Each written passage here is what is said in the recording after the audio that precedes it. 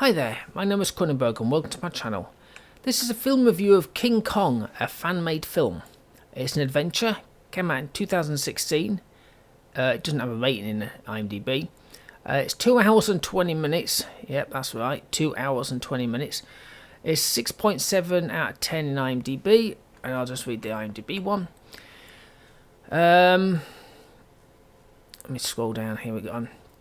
An adaptation of the classic story of King Kong, the story is updated to the present day as a stern filmmaker hires an oil research vessel commanded by a heroic captain to venture towards a mysterious Skull Island to film the legendary giant ape god, Kong. But the beast falls in love with a beautiful girl, and his attraction to her could be his undoing atop the greatest structure in New York City. So there's not much difference between them. I'm assuming everyone's seen the real film. Or at least the remake. I think the remake. So the director is Jack Buchanan, who directed Big Jack Films Reviews. Producer was Jack Buchanan, who produced Big Jack Film Reviews.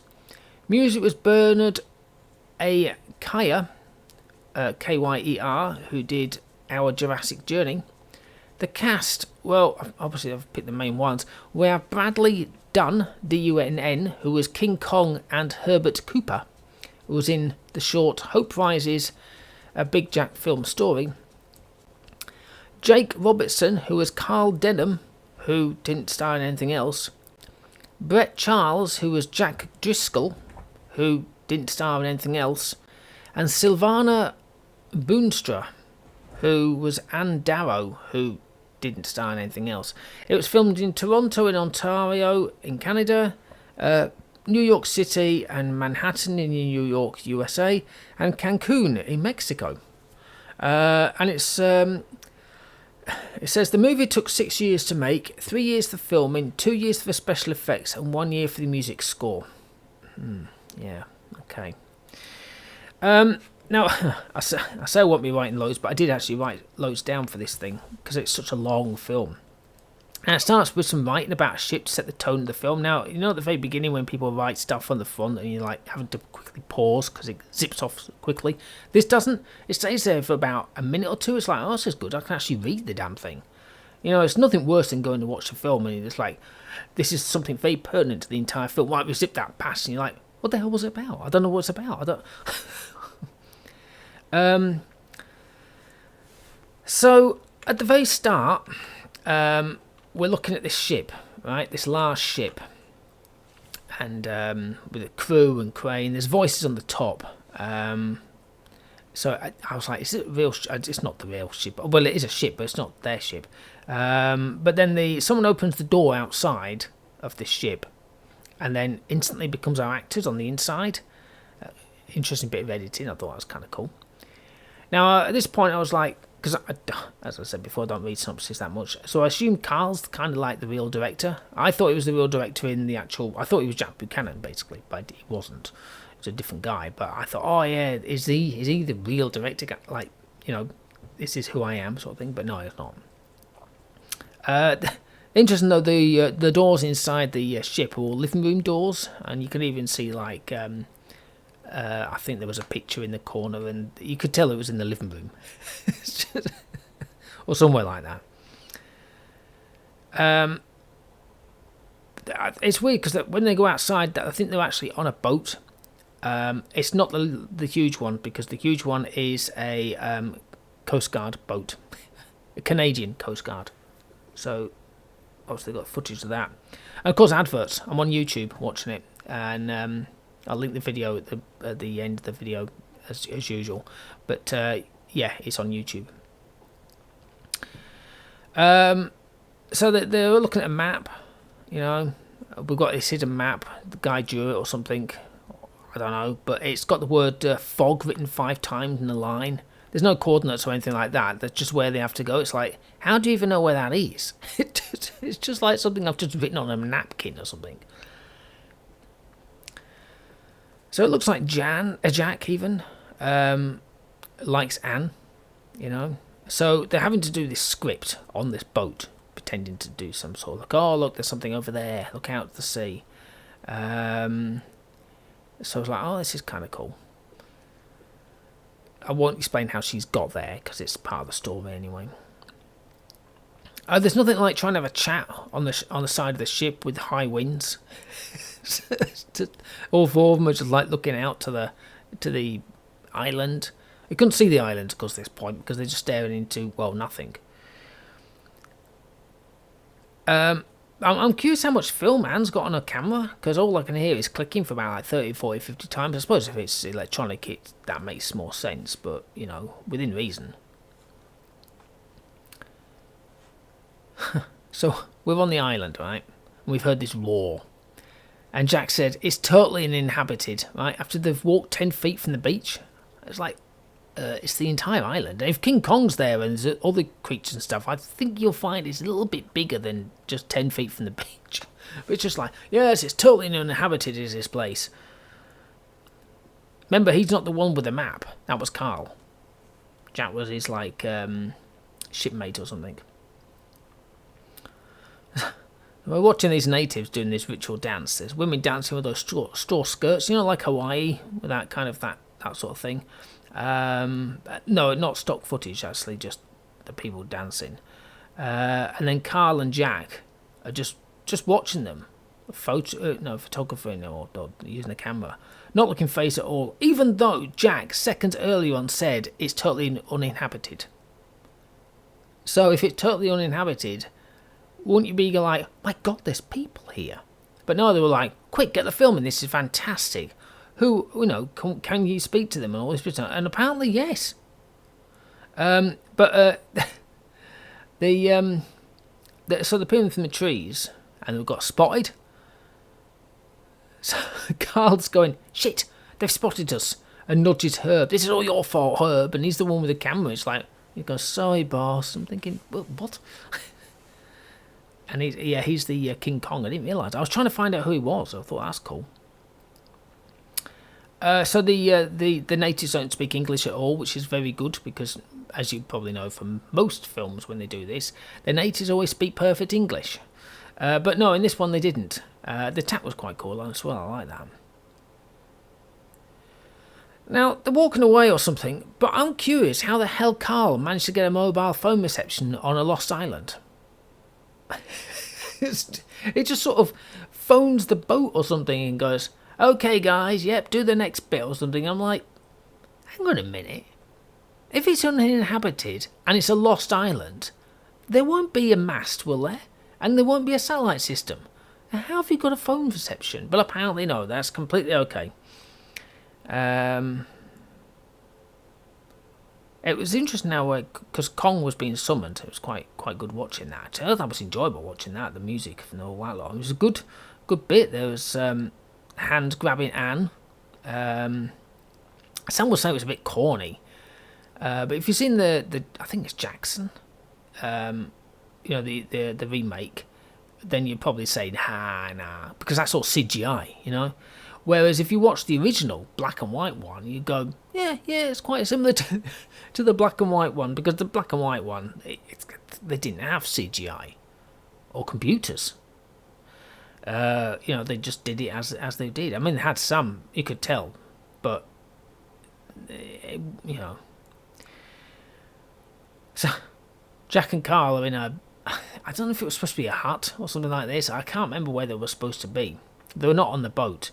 They were discussing stuff, and behind them was electric lights. It was like, yeah. Well, I don't just mean a light bulb. I mean talking about like one of those fancy lamps on the wall. You know, that not old folk, but you know what I mean. Those kind of old lamps. It's like, yeah. So if you've seen the original, you'll know that the dinosaurs are also on the island, as well as King Kong, or Kong. So dinosaurs turned up, right? It's a clay model. But it's kind of funny watching them shoot at it, right?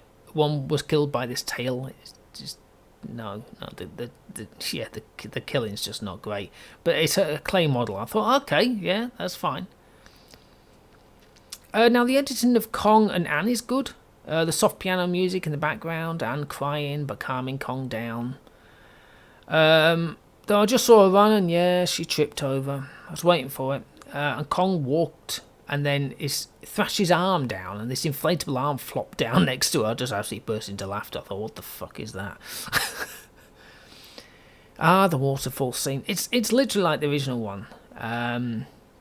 And then Kong blowing on her hair to dry it, like kind of like blowing through his mouth so that she dries her hair. And this is all with green screen. I think that actually this wasn't green screen editing, right? So that some of this was, some of it wasn't. But I out of all of it, I would say basically the Kong and the Anne editing are the best. Poor Herb. So he was attacked by an inflatable dinosaur. Yeah, it's that bad. And then I was watching this fight scene. I'm not going to say who they were, but there was punching and the other getting headbutted. Whilst those watching were going, ooh, ooh, ah. It was quite funny just watching it. It's like, yeah, I thought that was quite funny.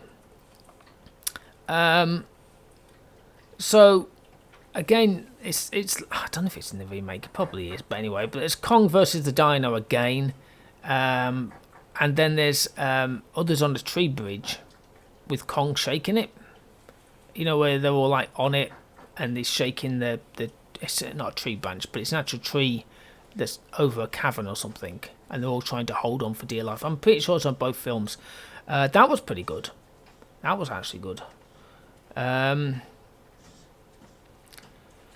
Death by spiders and scorpions was interesting, I must admit. Now, finally, I was like, oh, great. There's King Kong, whatever his name is, Kong, and the dinosaur, because there was a point where he fought the dinosaur. We all remember it in films. 1 second. Oi! Sorry, the dog is cleaning himself, but it basically, this microphone picks up everything. So, you might have heard a weird noise, and that was him. Wait, stop it! Stop it! Stop it! Little sod. But anyway, yeah, it was a good fight scene. This one wasn't clay. Before this, all the dinosaurs were all clay, but this one wasn't. This one was not clay. Let me put it that way. Good fight scene. Then there was a snake, and then Kong had to fight it. I gotta love those draft excluders. They're fantastic things. I mean, they do great at keeping out the drafts in your house, but apparently there's a snake. They're really, really good. It was interesting watching them trying to capture him, though, because he's destroying huts and stuff like that. But obviously, and then we're in the city, right? And we've got interesting crowds, right? So we're in the town, not the town, but the theatre, as it were, where he's unveiling them, and the crowds are going, ooh, and they're laughing and all this business and shocked. But it's kind of like watching X Factor or any. I think I even saw some celebrities that would have been X Factor. They got some sort of a live, I don't know, Oscars maybe? No, because they just sit around doing nothing. I don't know what it is. It was something anyway, but it was interesting watching them. Now, I can fully understand why Kong kicked off when the cameras were flashing, because I nearly gave up as well. I was close to just thinking, I can't do this, because it was like, as usual, strobe lights. Not like how normal lights would be. So he's trashed in the city. So it's good editing of some real cars with the ones he picks up. So he picks up a car and lobs it, and then you see this real car sort of rolling, but it's edited from another film, if you know what I mean. That's quite good. I enjoyed that. Although some of the buildings did look like cardboard. Bloody adverts again. So there was a bit in the city where it's completely pitch black, right? You can't see a thing, so this is okay. So my eyes are getting accustomed to it. And then a sodding ad kicked in, and it was this bright white light. I was nearly blind. I was like, oh, come on, really? Couldn't you pick your adverts a bit better? I mean, I know they can't, but you know what I mean. Now I'm at the real sad part, when they're in the Empire Sites building. Music's working well. The one thing I always kind of confused with the original, the remake, and probably this one as well, and even if they do any others, it's the same thing. Empire State's building is, or was, one of the most tallest buildings in the world, right? And Kong's up there, drops down Anne, or whatever her name is in the real films, on a ledge or something like that. I don't know if she's near a door, I can't remember, but it sort of just drops her down and then clambers up to that little spike thing. Right? And then obviously he falls. 3 falls all the way to the bottom within like a minute or 10 seconds or whatever. It's dumb. It's at the bottom of the ground. Right? It's breathing his last breath. Anyone who's seen the film knows exactly what I'm talking about. If you haven't, sorry, I'm just giving it away, but I'm pretty sure you've seen King Kong. So it's like, that kind of thing. And within seconds, she's there, holding his paw, stroking his face. And you're like, how in the hell have you got from the top of the Empire State Building all the way down? I'm assuming you found the door? Don't know. You got in the lift. Now, even in the original one, I'm pretty sure the lifts weren't like they are nowadays. But you managed to get all the way to the bottom, out, all the way through all the traffic, through all the people, and you managed to get there just as he's doing his last breath. That is amazing. Absolutely amazing. I want to have one of those lifts myself. And you imagine it, it's like futuristic. You get in and boom, you're at the bottom within seconds. You're like, that's good. I've just gone down 3,000 stories or whatever it is. And here I am within 2 seconds, and I've just managed to miraculously open the lift door, and boom, I'm there. I knew exactly where he was. That's annoyed me in all the Kong films because I've seen them all. But yeah, it was a long film. Adverts were annoying, but there you go. That's YouTube. Some of the creatures were Some editing was not exactly smooth. Now, Kong and Anne were the good ones for me, so I'm giving it a 5. I liked him. Now, it's a long review. I apologise for the length of the time. I don't normally do, 16 minutes and counting. But it's a long film in itself, so I had loads of stuff to write down. I mean, it could have been worse. I could have watched the 2 hours and gone, nothing really happened. But, something did happen. But do I recommend it? Yeah, why not? But be warned, the editing is... What did it say on the editing? 3 years for filming, 2 years for special effects, 1 year for music score, 3, 4, 5, 6. Where's the editing? I suppose that's the filming. I don't know. Or maybe it's no, in fact, that don't make any sense, because if it was 3 years for filming, 2 years for special effects, and 1 year for music, the editing, did that just take 5 minutes? Who knows? Probably. But there you go. Anyway, hopefully you enjoyed watching and listening to this film review of King Kong, the fan-made film. Please subscribe to my channel. I've got plenty of other film reviews. For fan-made, I've done 2 others, I think, by the time this is be released. So, yeah. So I've done a couple. Any fan-made films I find, I'll review. It don't matter if they've got a rating of 9.0. I'll still review them, because they're fan-made films. People don't have the expensive money for it, so they've just gone out and made a film. Okay, well, thank you for watching, and goodbye.